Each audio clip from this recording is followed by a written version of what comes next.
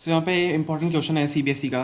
क्या दिया हुआ इंटीग्रेशन करना है हमें cos 4x cos x dx। ठीक है, हमें इसका इंटीग्रेशन करना है। देखो, जब भी इस टाइप के क्वेश्चन मिले, आप सबसे पहले सोचो हमें इसमें एक आइडेंटिटी लगानी पड़ती है, क्योंकि इसको नॉर्मली सॉल्व नहीं कर सकते, दोनों के एंगल अलग अलग है।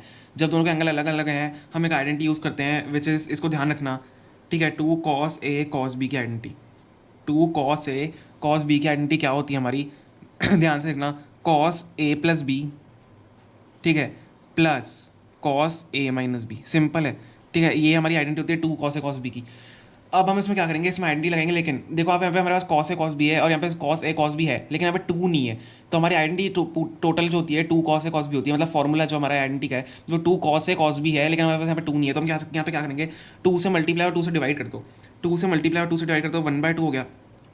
ठीक है, 2 से डिवाइड किया क्योंकि बाहर कांस्टेंट हमने 1/2 ले लिया। ठीक है, कि 2 से डिवाइड किए, अब 2 से मल्टीप्लाई भी कर रहा हूँ मैं। तो क्या है अंदर, cos 4x cos x dx।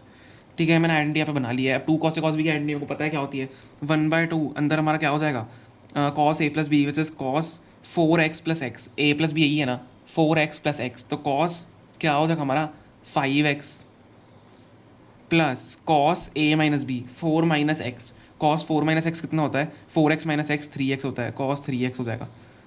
ठीक है, अब देखो यहाँ पे क्या होगा, 1/2 है। अब इसको हम क्या करेंगे, दोनों को अलग अलग सेपरेट डिवाइड कर देंगे, सेपरेट इंटीग्रेशन कर देंगे। सेपरेट इंटीग्रेशन कैसे करेंगे, 1/2 बाहर है, दोनों से मल्टीप्लाई होगा अंदर। तो 1/2 integration of cos 5x dx plus 1/2 integration of cos 3x dx। ठीक है, अब दोनों का सिंपल इंटीग्रेशन होता है। आपको पता है इंटीग्रेशन क्या होता है दोनों का? cos x का इंटीग्रेशन क्या होता है? cos x का इंटीग्रेशन होता है sin x। ठीक है, तो cos 5x का क्या होगा? ध्यान से देखना, इसमें 1/2 sin 5x, लेकिन जो एंगल होता है 5x जैसे एंगल है तो उसका जो डिफरेंशिएशन होता है वो डिनोमिनेटर में जाता है। अगर आप नॉर्मल साइन cos x करते हैं तो cos x का डिफरेंशिएशन sin x होगा, लेकिन जो x है वो एंगल 1 ही है। मतलब x को अगर आप डिफरेंशिएट करोगे तो उसका 1 ही होगा और डिनोमिनेटर में जाके 1 का कोई फायदा होता नहीं है।